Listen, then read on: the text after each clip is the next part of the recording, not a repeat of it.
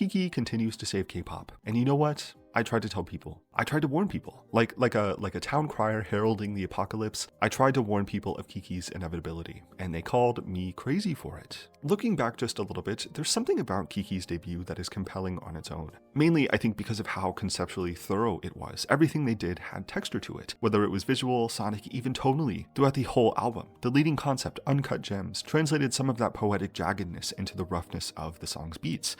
Groundwork, in particular, kind of scratches at you at times. It is intentionally abrasive from a musical and conceptual perspective. That level of detail made the project feel to me so deliberate in a way that was compelling. I was sold on the idea of Uncut Gems, however all over the place that album ended up being. The general consensus, I would say, around Kiki's debut seemed pretty consistent with this. For most people, the aesthetics and design were strong, but the music didn't always feel like the right match for what was going on visually. And while I've grown to appreciate Uncut Gems over time, I really think There They Go and One Off are two of the more interesting K-pop releases from last year. I do agree in some ways that the album's sense of mysterious aimlessness worked against its reception. This kind of style is just not for everyone, something we've seen play out again more recently with Internet Girl. When meme culture bleeds too heavily into the music itself, it becomes a sticking point for a lot of people. I would say humor in music is generally accepted and even welcomed, but meme humor is something entirely different. It tends to become dated fast and often lands as awkward and too cringy to consume when removed from that space. Eat Zucchini, right, is a perfect example of how that kind of joke can immediately alienate listeners. But all of that in mind, I think this is what makes Dulu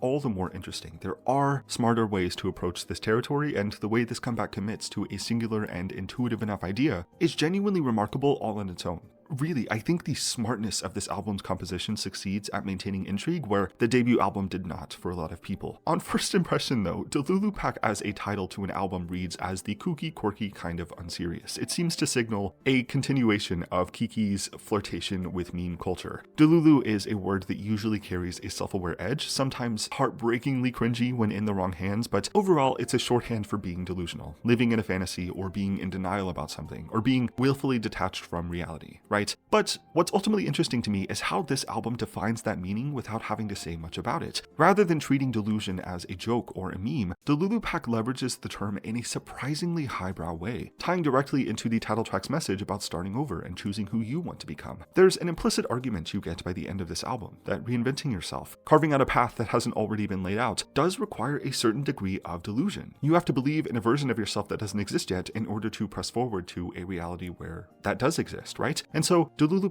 identifies delusion as a necessary aspect of being self-created. I think this is a big part of the better reception this time. There's a level of nuance that makes this concept feel a bit more tangible, a bit more believable. Funnily enough, I do think Uncut Gems operated under a similar wavelength as a title. On one level, it seemed to gesture towards the members themselves as the Uncut Gems, but it also reflected the eclectic and often rough-edged nature of the music. These were songs that felt pulled straight from the ground and left to shine in their own without any kind of refinement. I think the idea was conceptually sound overall, but in practice, it just wasn't compelling enough to fully carry people along for the ride. It didn't give a clear enough entry point, and I think as a result of that, a lot of people bounced off. Dulu uses a similar naming logic, but the difference is how much more intuitively it connects to the music this time. This project, to me, more than anything, works to show Kiki flexing their vision, establishing a foundation for the music and ideas to come with this group. The title track 404, The New Era, builds on UK Garage. I'm sorry, I can't stop saying it like that.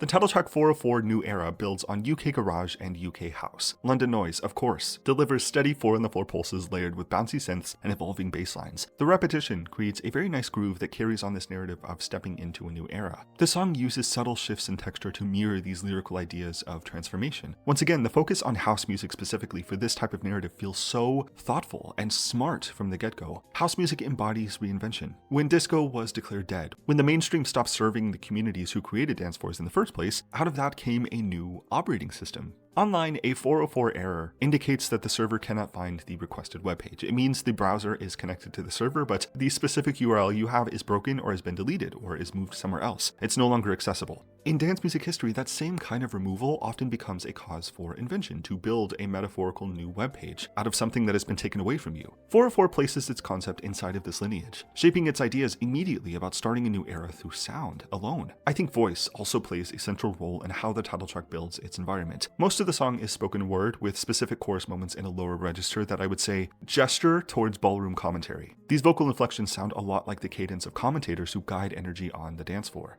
I bite you,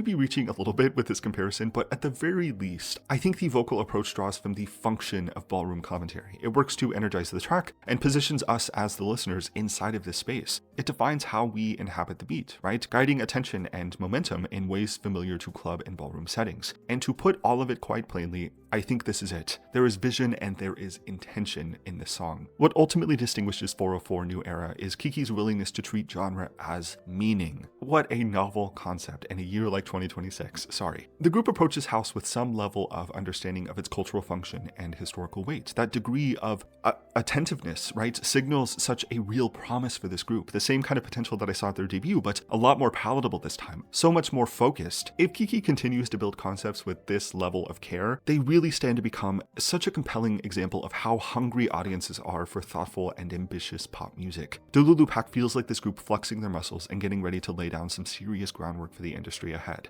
Moving elsewhere on the album, the opening track Dulu establishes tone immediately. Camp energy meets outright craft, producing a song that is both playful and, again, nuanced. Unlike their debut, we are circumventing the meme of the term Dulu, and the humor of this album only really emerges from intention. Tech house fidelity underpins this track, while the song lyrically reframes the word Dulu into something very earnest, treating something largely misunderstood as a joke with careful nuance. The team behind Kiki could have easily overlooked the seriousness behind a term like Dulu, but instead they chose to really work to identify what makes it feel important to some people. Delulu is a term that is often used flippantly, but there's a very serious school of thought that rests underneath that. To start off the album, no less, this gives Kiki an expansive sense of depth, a rich idea to explore right at the start, and importantly, so importantly, Kiki follows through with that potential in the subsequent songs. The project as a whole signals a shift in approach, much more culturally aware this time and focused on the craft of musical storytelling. Underdogs then expands the sound with scale and complexity. Elastic, sometimes almost rubbery rhythms carry energy and momentum. Vocals move between urgency and warmth, with airy pre-choruses that let the space breathe before we're heading off to fight for ourselves and for what's important to us. The song blends texture and emotion perfectly. It works to create a surprisingly rich soundscape where every element feels meaningful. I think this song, more than any on the album, embodies ambition all throughout, showing off Kiki's ability to maintain cohesion while exploring a broader musical palette. Texture is once again the star of the show for this album. Each song really inhabits its own space, while all contributing to the album's collective atmosphere. The group demonstrates fluency in diverse influences, shaping them into a unified statement about delusion. It's unique and weird, but ambition and intention shine throughout all of it. I think to sum it all up as plainly as possible, this album feels good. I don't know how else to describe it, but it's very satisfying to listen to a project that is made with such obvious intention. This is Kiki at such a strong moment of refinement and assertion in their own artistry. The album demonstrates their understanding of texture and narrative and genre as expression. I cannot wait to see what this group does next. Very, very excellent album on first impression. These are all of my thoughts right now on Dulu Pack. I think my favorite song right now is Underdogs by far. Just so unexpectedly excellent from start to finish. The first 3 songs pack quite a punch. I have not been able to get over them. But thank you for watching this. If you did, let me know what you think about this album. The musical influences pulled, the aesthetics, the concept, your favorite songs at the moment, and things like that.